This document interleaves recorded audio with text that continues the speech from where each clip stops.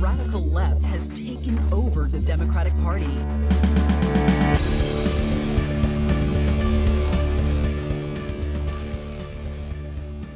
Hello and welcome to Think Progressively, covering politics and all the other chaos life has to offer. This is episode 32, recorded on Friday, April 9th from Milwaukee. I'm Joe. And I'm Jason. And on today's episode, we'll talk to Aaron Rabinowitz about philosophy's impact on politics. But first, actually there's no headlines, so to the interview! That was really a productive segment, wasn't it? It's hard to get any word in with this clown.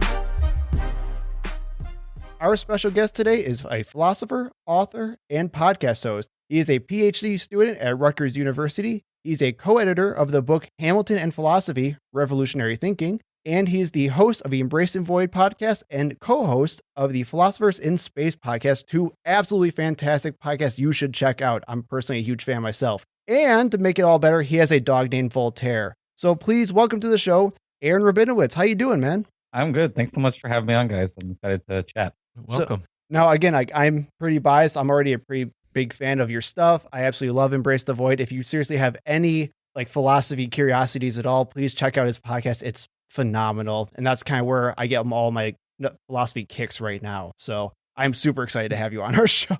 Also a good Twitter I appreciate follow. that. What, Jason? Also a good Twitter follow. He is a very good Twitter follower. Thank you. I will say that Embrace the Void is better as a show because it's the show where I talk the least. So I want to kind of just get started with your story. Can you tell us a little bit about yourself for anyone who doesn't know about you already? How you got into philosophy and then what you're interested in doing right now? Sure. I grew up in suburban Virginia, had a fairly privileged middle to upper middle class lifestyle, got to be in the accelerated kinds of programs that now in my education program I've discovered are evil. And then I, went off to undergrad and during that time, I was mostly recreationally doing a lot of theater. I was really into plays. My social group was the theater group. I was in every ways the kind of classic theater nerd. And I went off to college to, in theory, do more theater and sort of quickly realized that I didn't want a life in theater in that kind of way. I did end up continuing to work in theater for quite a while as a lighting technician when needing to make money, but sort of right around that same time, I got in with some folks in the philosophy department and took a philosophy class. And it was a very weird experience because I think I had been doing philosophy much earlier in my life, but hadn't been thinking of it that way. I'd read Zen and the Art of Motorcycle Maintenance when I was 14 or 15, and that had really messed with my head for a while. But I didn't think of philosophy as something that living people still did until I got to undergrad and discovered that it was still an actual activity. And I just, at the end of the day, it's probably just a hedonistic kind of thing where I just have I particularly enjoy challenging mental puzzles. And ethics turned out to be the most interesting, challenging mental puzzle for me. And so I got obsessed with ethics. And I also, do care a great deal about trying to improve the quality of life for other, sentient beings. And so I got into ethics, got really into meta ethics, got into AI ethics. And what I realized over the course of it was that I was much more interested in the education side rather than the research side. And so I'm now pursuing a PhD in education with a focus on moral education. And I'm curious about better and worse methods of moral education and how to help people get access to moral knowledge, because it's often not taught in public schools for a variety of reasons. And so people are kind of left to their own cultural devices until they get to college. And that's, I think, not a really good way to learn ethics. So you're talking actually teaching philosophy classes in high school, right? As in moral education philosophy, or are you just talking about general, fixing the pedagogy of other subjects? Both. Okay. But certainly focused in this case on teaching philosophy earlier. There is a lot of interesting material. So I was very lucky, like I said, and I got to be in the IB program, which meant that I got to take what were philosophy classes in high school. I didn't really think of them in that kind of way at the time, but they were theory of knowledge courses that got me started thinking in these kinds of directions, which I think, it's unfortunate that's not part of the common curriculum. And I also think there's a lot of good data. There's people who do philosophy for kids is a sort of growing field where there is good evidence that you can downshift philosophical material pretty effectively, and that it turns out that like young individuals are actually fairly competent at doing philosophical like theorizing and work pretty early on, and that it like benefits them to do so. I think a lot of the reasons that we don't do it are because they actually are quite good at it. And what we don't want are our children growing up to be free, critically thinking philosophers, because philosophers are a giant pain. And like nobody wants all of their children to turn into philosophers. Everybody hates moral philosophers. At least that's the lesson I Right. got from The Good Place. As well, you should. Yeah. Oh, and it's like my favorite show ever in the world too. But, and so, yeah, when I was thinking about actually doing philosophy for myself before every single philosophy professor I had in college talked me out of it, I was actually looking at the exact same thing that you were looking at, where I wanted to try to teach philosophy and philosophical subjects and content at we'll say at a high school or middle school, high school level. And there just wasn't anything there. You know, usually when you saw anyone try to teach philosophy, it was like maybe the psych teacher or like a social studies teacher would try to take over just like as a random elective or something like that. But it was never really great or well run or anything like that. So yeah, I'm like super like into this. This is fantastic sounding. I'm very excited to hear that more schools would be interested in this kind of thing. Yeah, I mean, it's hard because you're also up against like the basic financial problem of trying to fit more things into the curriculum. So you've got the budget on one side and nervous parents on the other side. And so like a lot of what I'm trying to do is, you know, find spaces where individuals can develop this material that isn't in public schools necessarily because of the pushback there. So I'm involved in like secular and atheist organizational, like, you know, group movement kind of stuff. And I've been writing on the spaces that folks like the Secular Student Alliance can create for young individuals to come together and talk about secular ethics, help them cope with false perceptions in society about immoral atheists, which is a common stereotype that still exists today, and help them feel like they can be confident in their own moral identity. I think a lot of what we can do for young individuals as they're developing is like give them this chance to develop philosophical identities as well. Oh, that's awesome. I love that. I was just going to actually ask about the SSA, so I'm glad you're involved with them. So I'm going to do like a ton of like on hand stuff with them. I've had a couple of the guys on the show or various points, and I heavily cite. They recently did a big study alongside American Atheists. That was a like massive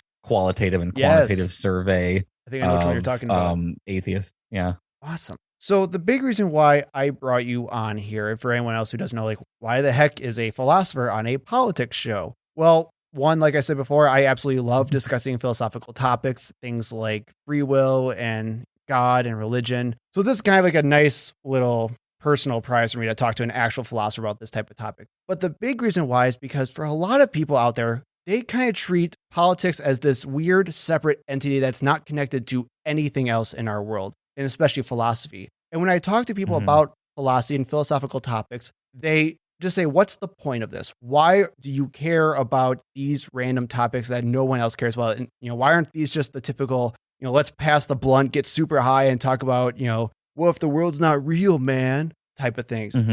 But there's a real influence and impact that philosophy has on real world topics. So, for example, how can we talk about systemic racism if you don't think free will exists at all? How can you talk about, you will say, general ideas of policymaking if you can't talk about moral and ethical philosophies? Or just the idea of like, you know, who would win a bar fight, Ayn Rand or Karl Marx? You know, just things like that. So the main reason why I brought you on here, Aaron, is just to ask you, where do you think philosophy fits into politics? And how do you think it could actually help us push politics in a better direction? Yeah, this is a good question. And you certainly will see detractors of philosophy talking about it being sort of useless or navel-gazy. It's a very weird, I feel like it's a critique that maybe made more sense before the internet. But I feel like in the age of the internet, it's hard not to acknowledge how much we're all saturated with philosophical questions all the time. So like looking at politics, for example, I personally think that politics is just ethics at scale. And so like the separation between politics and philosophy, you know, makes no sense to me. And my friend Toby Buckle, who runs the Political Philosophy podcast, like I think would probably have plenty more to say on like the you know, how do you talk about politics without talking about Hobbes, for example? Right. And like how do Hobbes is so obviously a philosopher. So like that boundary never makes even less sense to me than like, the boundaries between philosophy and natural science or something like that. You could argue like at least there is some sort of difference in techniques that are being used to some extent. But like I think the reality is sort of the history of ideas is people were doing a bunch of undifferentiated thinking, and out of that sort of primordial philosophical thinking spawns a bunch of these subfields like politics and philosophy and science and all these things. And like, so there is this ultimate, psychology too. Right? These things are sort of fundamentally connected in this kind of way. Now, like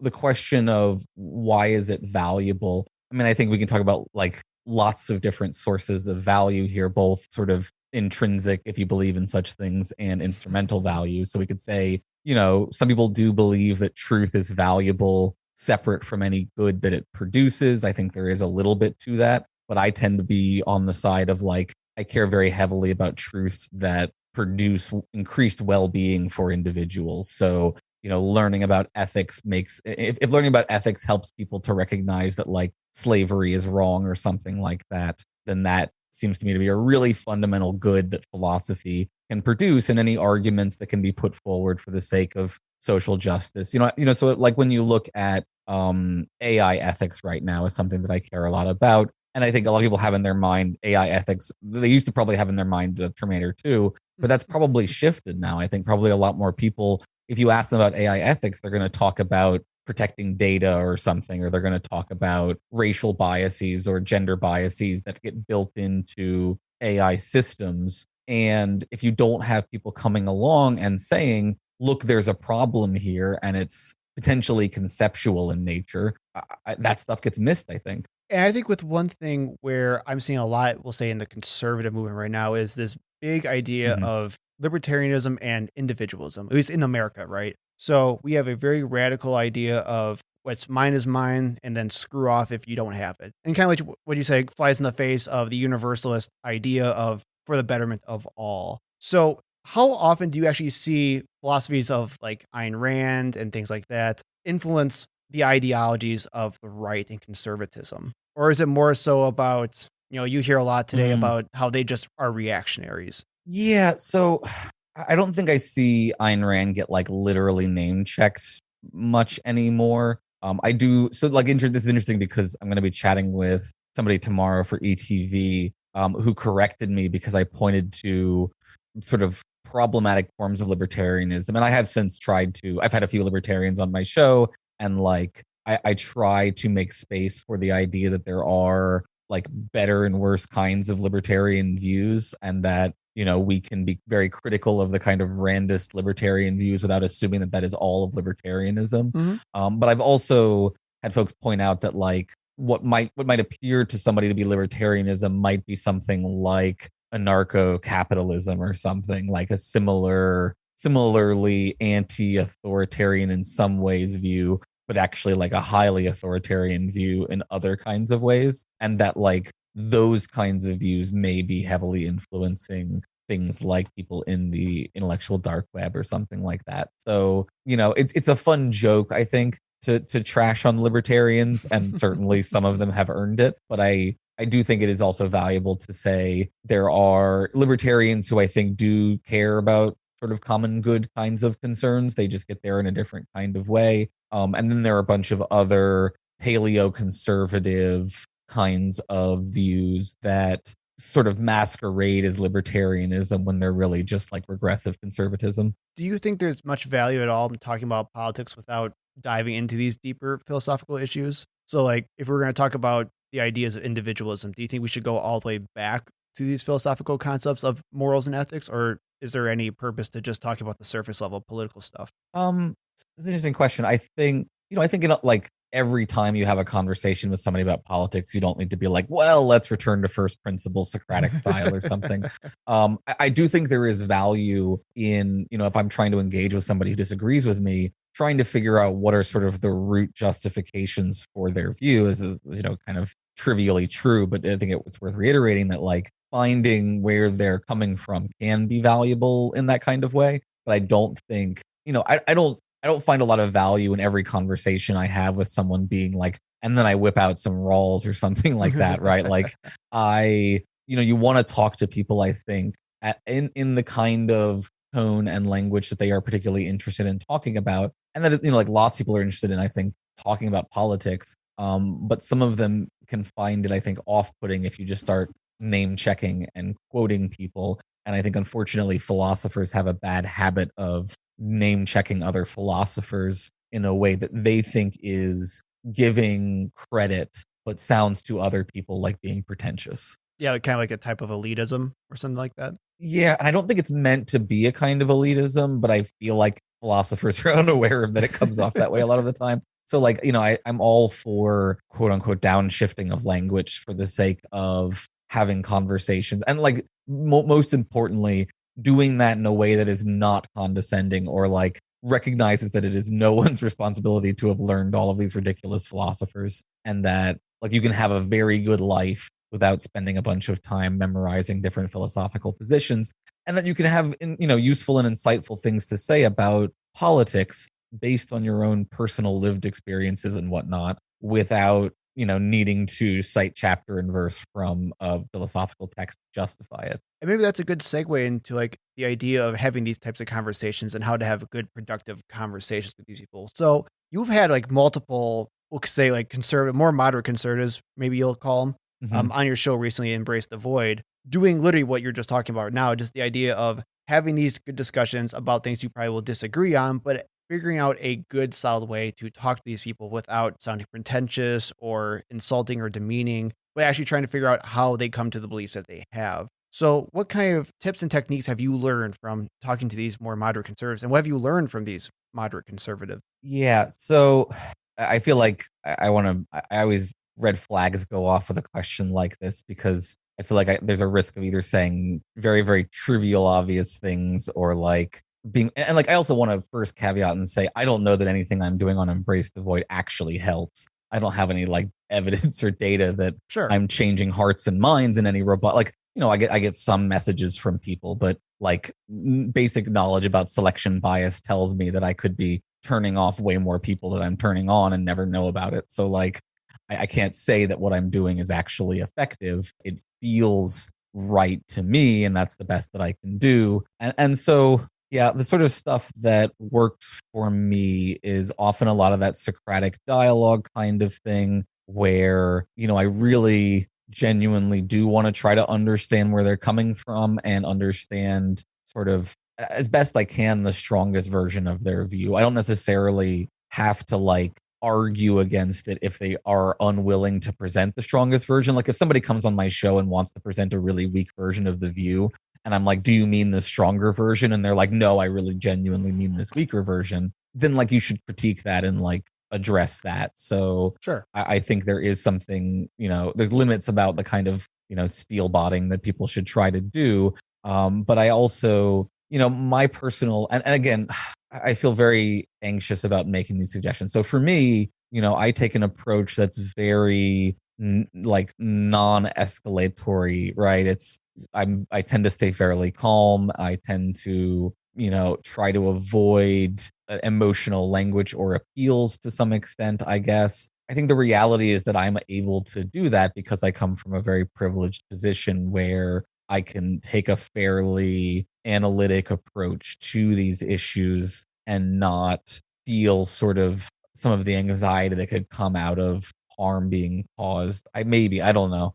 No, I think you're completely right, because when we're talking about the idea of, we'll say, arguing about the value of a marginalized group, right? We'll say if you have like the trans community who's being forced to argue their own existence, right, to all these types of people, it's very hard for them to stay, we'll say, emotionally, I don't know, objective for a lot of the things, because it's insulting. I wouldn't expect them to stay, unemotional this entire time. So I completely understand. I think it is a good point of privilege, but I think it's also a good thing for someone to do that at the same time. And so I remember you talking to a previous, and I wish I remembered his name and I apologize, but you were talking to someone on another podcast about civility bias and cheap talk, the idea of having these conversations, or these people saying we want to have these good dialogues and conversations with people, and you're just not allowing us to have them because you're way too emotional to have these people. So where do you think that is right now in the current state of our discourse? And how the heck do we solve this problem? Yeah. So, I mean, I definitely see that pushed a lot. I also see other kinds of versions of this, like you're just obsessed with this person. So, of course, they're not responding to you or something.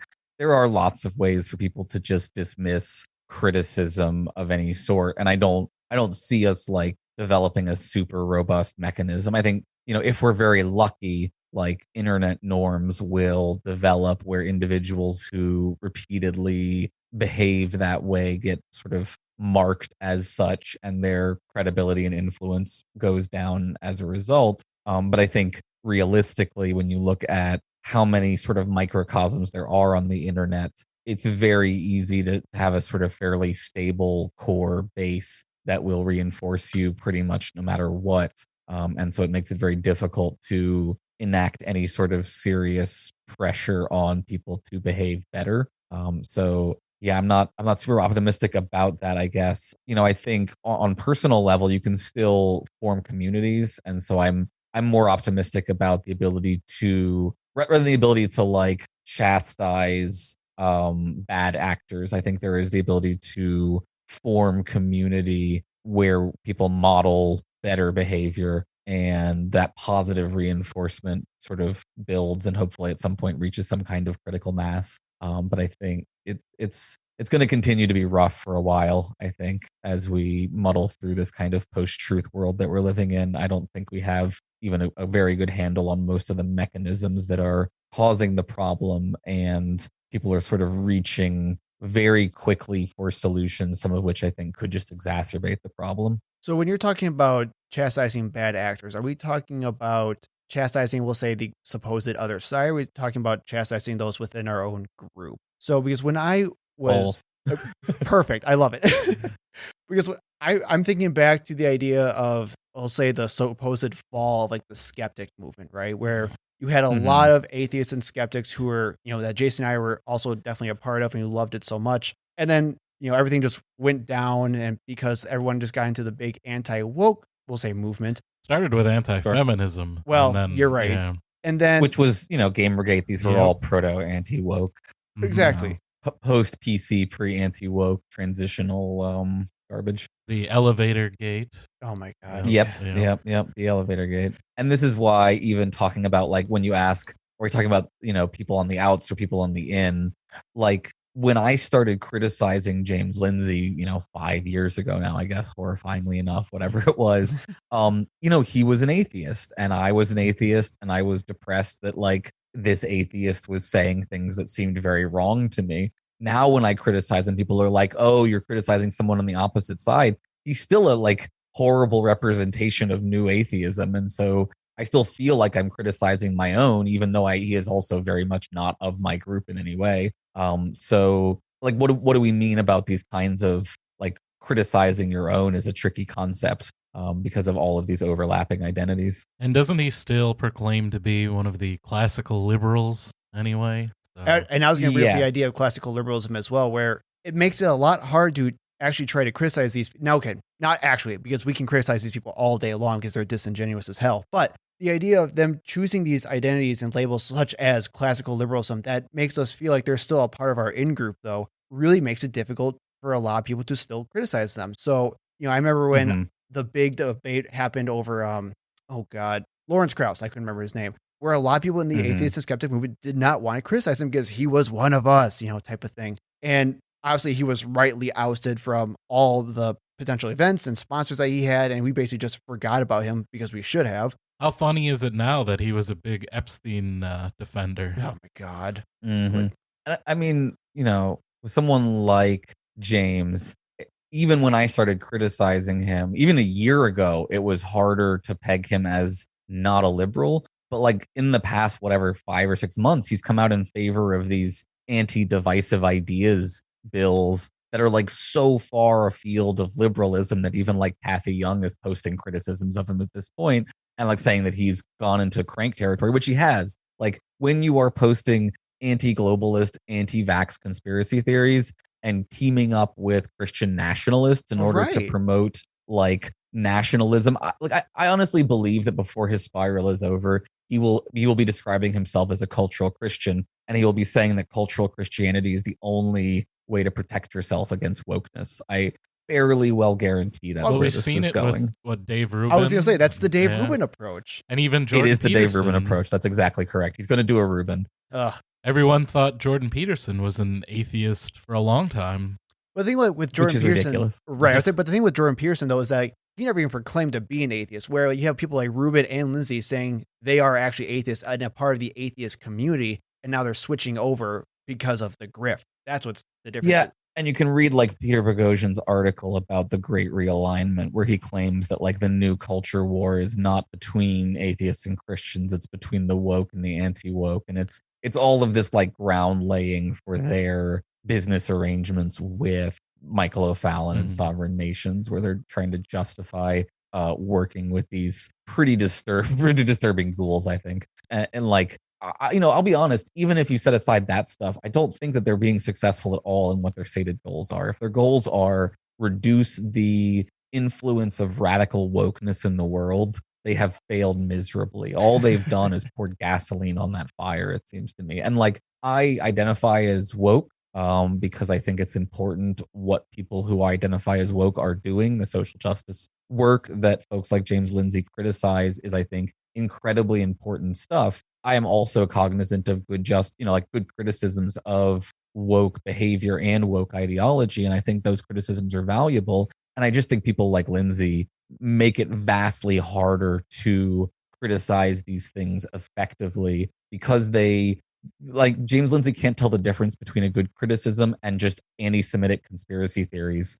And he will repeat both of them with equal vigor. And that's not a good look for the anti-woke movement, I don't think. So then why do you think now, okay, I'm a big psychology guy. I'm in grad school for psychology. So I can try to answer it from a psychological background, but from a philosophical background, why do you think a lot of these self-proclaimed skeptics are basically giving up skepticism and turning to these weird stretches of anti-woke movements and conspiracy theories and just really odd types of behavior that we probably didn't see from these same people, we'll say even like 5-6 years ago? Yeah, so I think there's like a lot of things going on here, and some of it is psychological. So I think I will put it generally so that I don't get sued.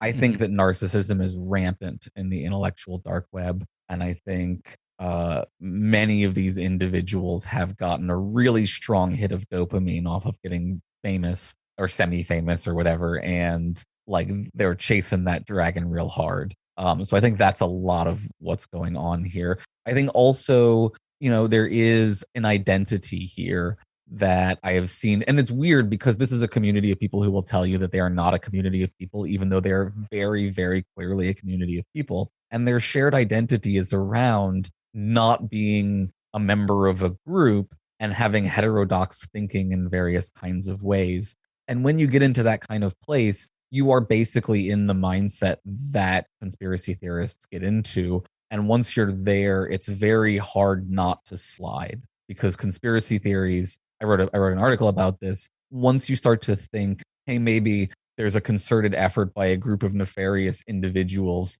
to undermine my understanding of the world, and that's why there's all this what I see as propaganda being put out. Once you're there, it opens up all the other conspiracy doors, because if they're able to do this, then they're able to do all the other things. And that's how you end up, with James Lindsay, I think, believing that like the vaccines and COVID are part of a conspiracy theory as well. It is also crazy to see the skeptic movement on that side be against vaccination after so many years of being like the number one proponents for vaccination and criticizing anti-vaxxers. When it came to the COVID vaccine, you see people like Michael Shermer and the conservative skeptic movement still pushing back again. Well, we don't know for sure. It's crazy. Well, Michael Shermer. We even saw some of our former friends in our former secular group do the exact same thing. Yeah. And you can talk to your podcast co-host, Thomas Smith, about we came from an atheist group that basically turned into a right-wing political group. Oh, are you guys part of Mythicist Milwaukee? Yep. We were both we're the good guys that left. Yeah. We're the good guys. Yeah, I left right before that conference, and Joe left right after that conference. They've really turned into the anti-woke it's awful. dumpster fire. Well, but that's why I find it so interesting, though, because when we talked to them, and I don't want to talk about them specifically, but that's just what our personal experience is. Mm-hmm. It was like a switch turn somewhere where me and a lot of my friends who also came from different cult backgrounds. So like I was also a part of a cult back in my day. And so like some of my other friends were a part of Jehovah's Witnesses and Mormonism and things like that. And they said, this is exactly how cults used to talk back when they were in cults. What is going on with our friends here? They feel like they entered a different type of cult. And I think when you talk about the idea of motivated reasoning, back with your article that you were talking about writing, I think there's a definite bit of truth to that, because I can't remember who did the study, but someone did a recent study, I think it was out of New York, about how misinformation really flows throughout Facebook. And what they found was sites and sources that post misinformation on the hardcore right compared to every other source, from like the far left to the moderate left to center to even moderate right, found way more engagement for posting misinformation than for true things. And so there is a definite desire and demand for this type of information, whether it's true or not. And that's what scares the crap out of me. Yeah, and it's really tricky because I really do want to give credence to the people who are having bad experiences in their lives. I do think there is like a lot of neoliberal wokeism that is like very cringe, that is the sort of D'Angelo struggle session kind of stuff that is really off-putting to people. And I get why it's off-putting, and I don't want it to be the kind of face of social justice. And so like I want to be sympathetic to those criticisms, and I want to help people to understand, look, you can have those criticisms, it's totally fine. You don't need to then slide into this anti-Semitic, anti-globalist stuff that like some of these people are promoting. And I do think you're totally, so like it's very tricky. James Lindsay has accused the woke of being a cult. I do think there are parts of the woke world that have cultish tendencies to them. I think I would argue on the other hand that like the anti-woke movement is being driven by cult leaders in a much more robust kind of way. That like, if you look at the list that even James Lindsay puts forward of what is the list of cult properties, right? Like all of his things, I feel like it's 100% projection, and that like his behavior makes the list much better than anyone that he's ever critical of, including D'Angelo. I would totally agree. And, especially when we have people like, do I even want to consider Ruben as, maybe not, because Ruben's he's out of it now. He's just in it for the money. Yeah, no one cares. Clearly. Well, because no one likes him anymore. Counts as a cult leader. I feel like there's a basic level of having a view that you were trying to foist on other people. I feel like he has nothing but clickbait. He's just like clickbait in shoes. Exactly. But when you think of people like Jordan Peterson, Sam Harris, and a bunch of maybe Richard Dawkins, I don't know who cares about Richard Dawkins anymore. I have no idea. But you have these people who are just have these. Jordan Peterson is a good. I think he's the closest. Where he has such big followings, and people will not criticize him if they are fans of his.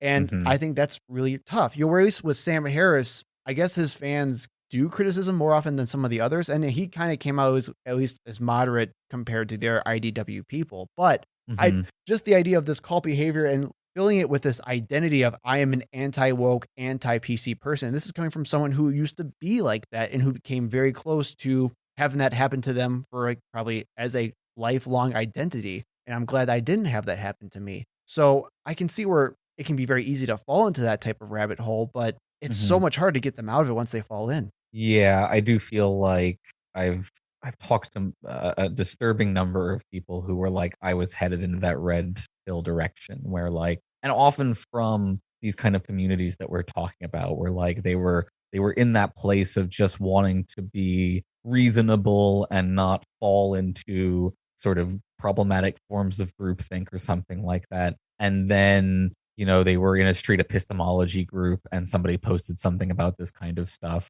And because of, Peter's connection to them, that it gets portrayed in this certain kind of way potentially. And then things kind of spiral. So I do think, there's a lot of talk about like on-ramps to radicalization online. And I think it is important to see how, the kind of crushing religion with facts and logic kind of identity that new atheism championed, and like championed, I think, with the intention of trying to deal with that kind of marginalization of atheist individuals that I was talking about earlier, to try to give them this kind of positive atheist identity, leads to a lot of this kind of narcissistic rationalism. Well, and I think a lot of that's also just driven by overall civility bias, where you see so many people saying, I'm willing to have these discussions about whatever topic you want to talk about. I'll destroy you with all these facts I have, but you're just, you're going to be a snowflake about it, supposedly, right? And this is the idea of where they'll always say,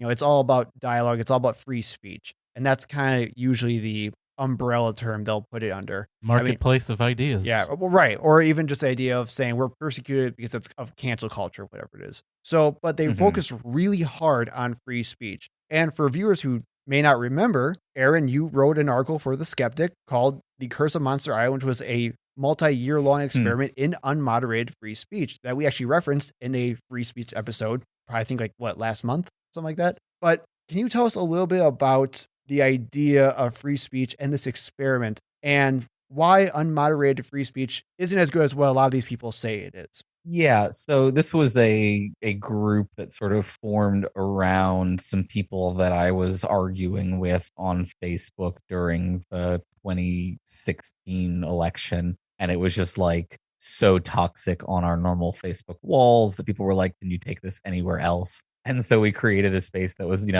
set off from the mainland in that way, as a safe space to have these ridiculous arguments. And once we had set that up, it kind of became this idea of, can we make this a space in which we don't need to enforce rules and people will still manage to have interesting debates while also coming from vastly different political perspectives? And we really did have like a wide range of far left Marxists to far right self-identifying white nationalists kind of individuals.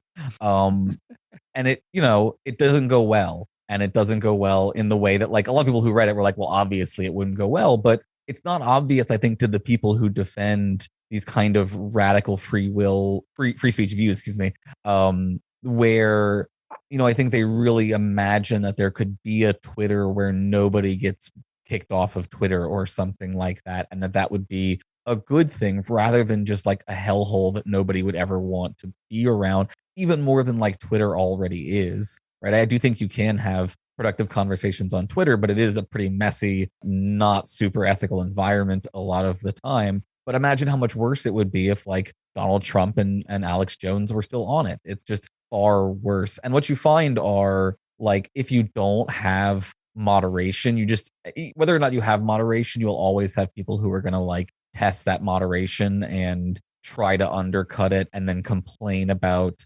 crackdowns when like you end up like they push your hand and you finally have to enforce some sort of rule. So I think like the better thing to do is just community run social moderation. I have, a Philosophers in Space Facebook group now that is wonderful and like never requires any kind of moderating, because like I choose the people who go in, like anybody who can answer the questions will go into it. And generally speaking, we haven't had almost anybody who came in and caused any issues, but the rare times when it has happened, I've just basically gotten rid of them and it wasn't a big deal. And so, yeah, I do think rather than going back to the wild west of the internet that some people seem to idealize, I think we want to be moving towards moderation that is like ideally community based rather than algorithmically based. Right now, we're in the age of really crappy AI moderation where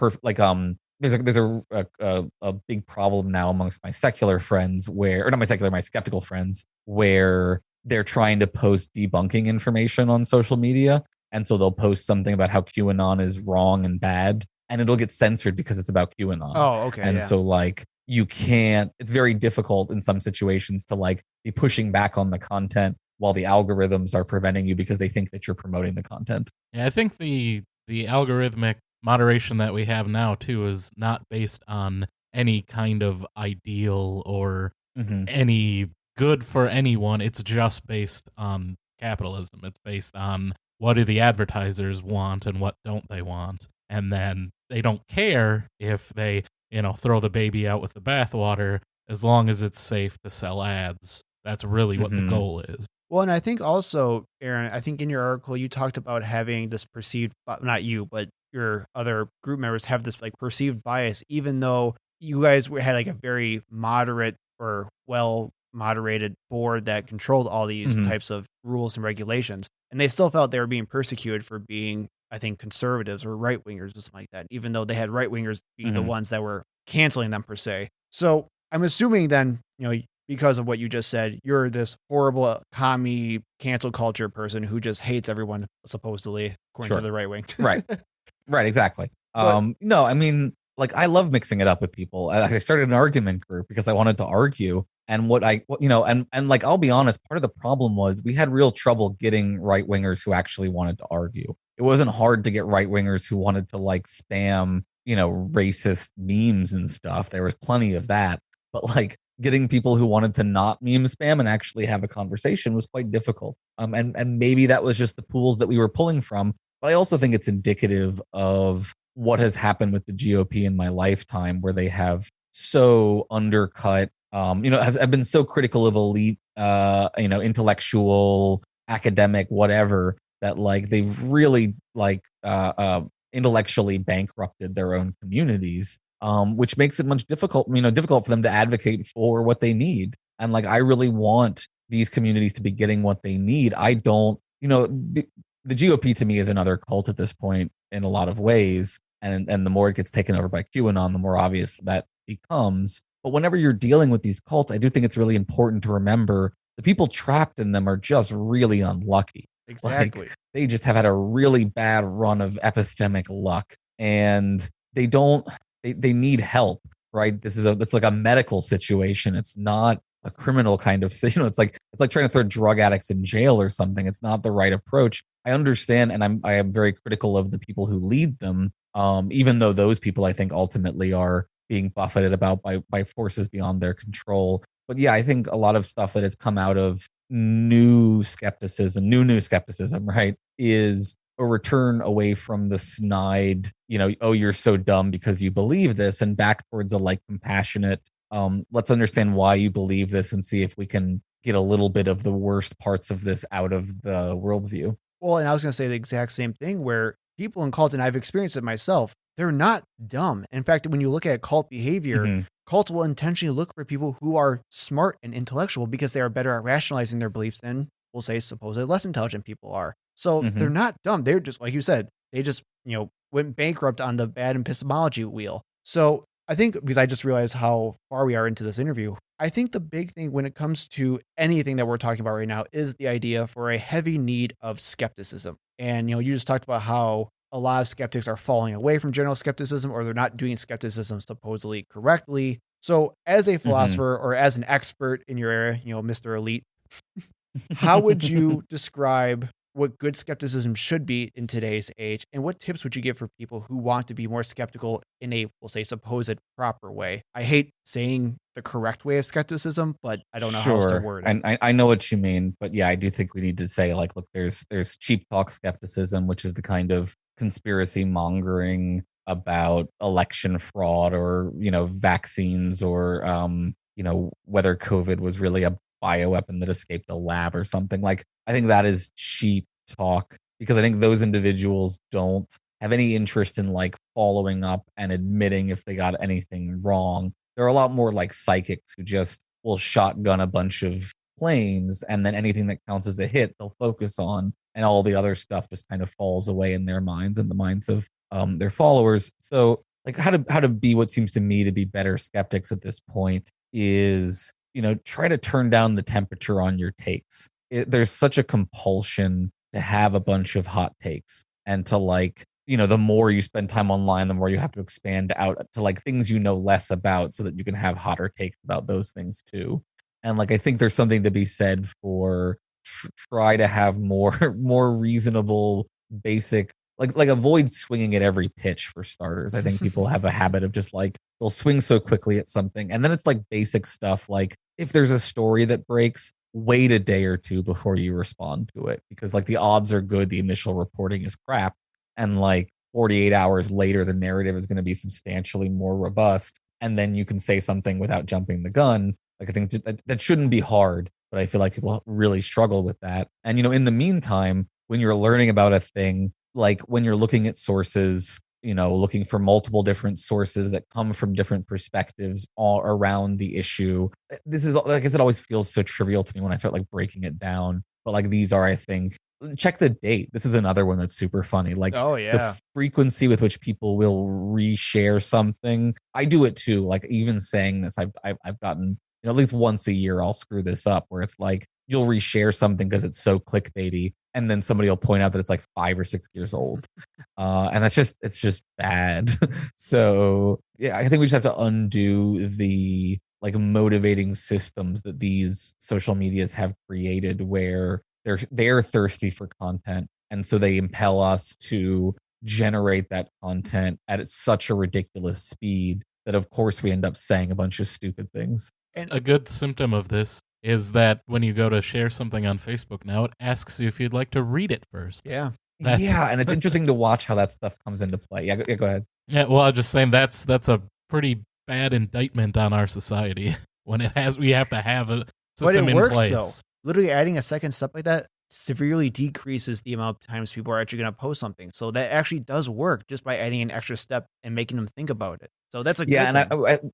We want to be real careful because I've spent the past semester actually in a post-truth class for my education degree, like reading the studies about what works and what doesn't in the post-truth like kind of world. And part of what I want to say is we want to be very careful about saying that anything has been confirmed to work, because I think I often find that when I read these studies, they make a lot of weird assumptions and inferences, and it's not clear to me that they can generalize. But what happens is they get picked up by popular media who says, oh, this is concrete proof that the blowback effect is real, or it's concrete proof that the blowback effect is false, right? Mm-hmm. And the reality is we are just like barely beginning to like get a handle on how to use any kind of study systems, I think, to effectively assess what is going on in these individuals' minds. Oh, totally. I mean, exactly. That's where my field is right now, where I'm trying to look at research in my field, and they're still relying on things back in the, you'll say, 80s to early 2000s, because there's just not much research done.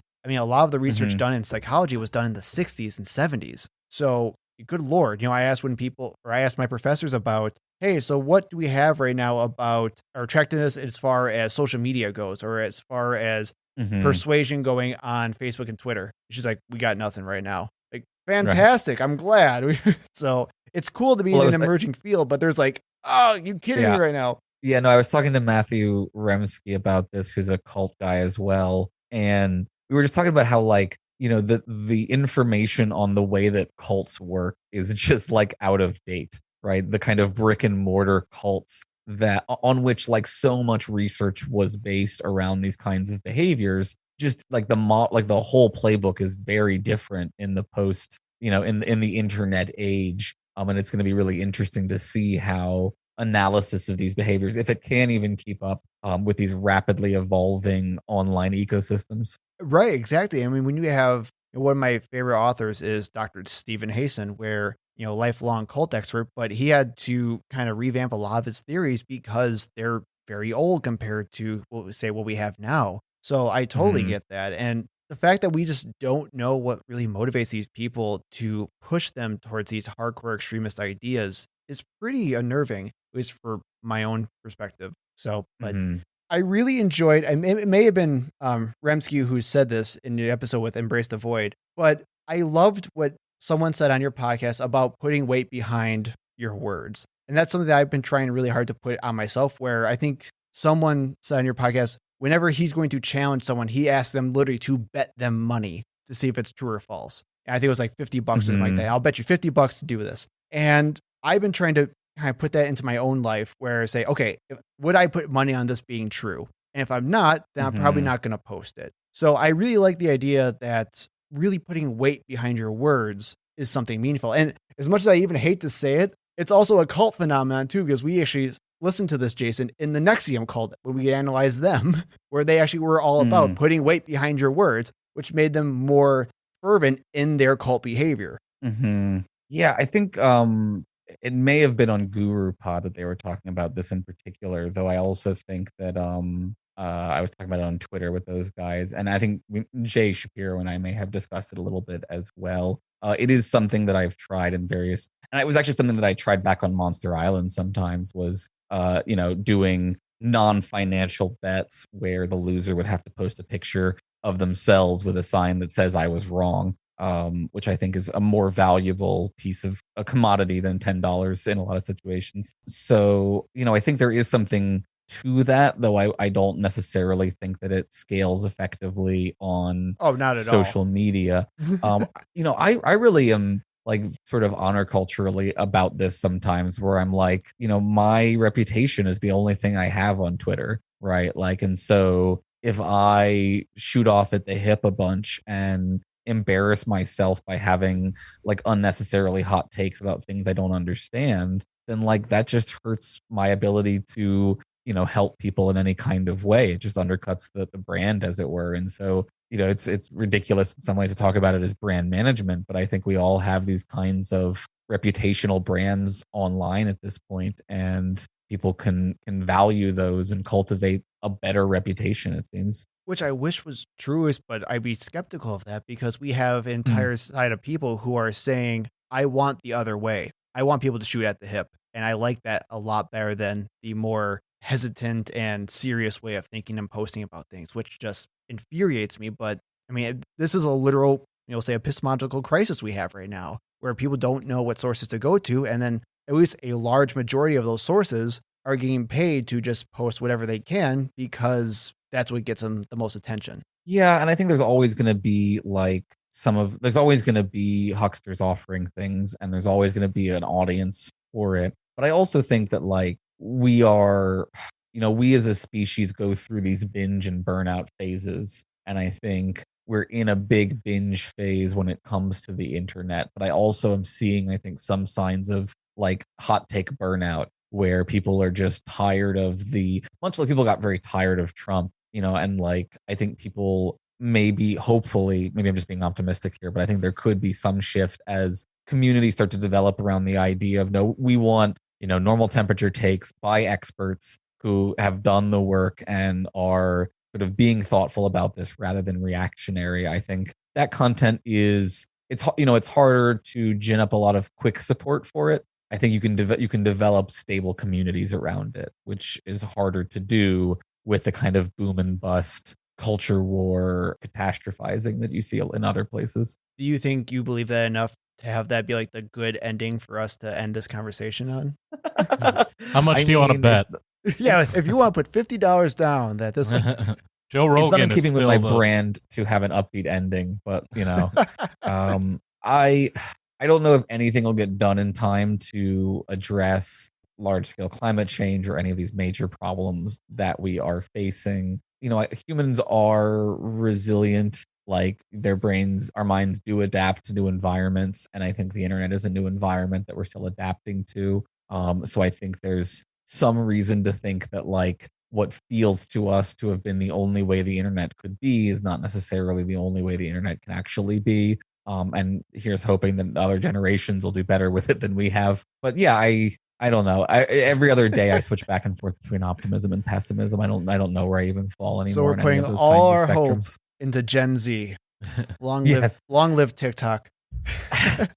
But there's some really good philosophical work being done on TikTok. I'm trying so hard. Yeah, we also watched a video where people in Texas were burning snow. So, right.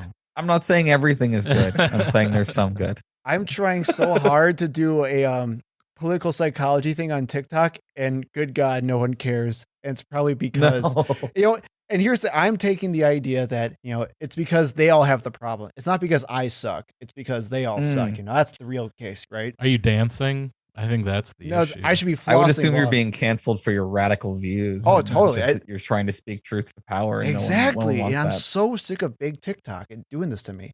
But seriously, Aaron, thank you so much for coming on. This was such a fantastic conversation. I'm really upset that we ran out of time because I could talk to you for so much longer about this kind of stuff.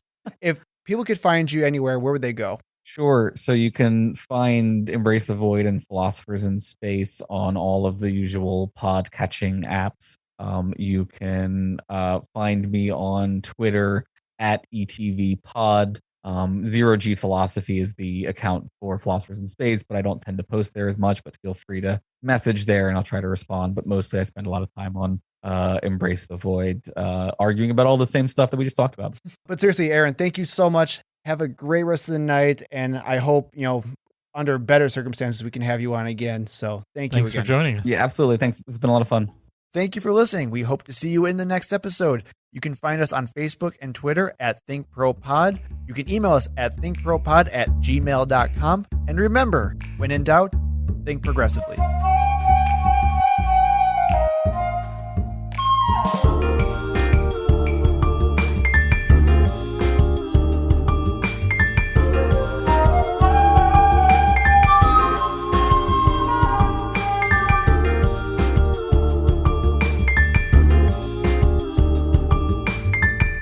Let me try again.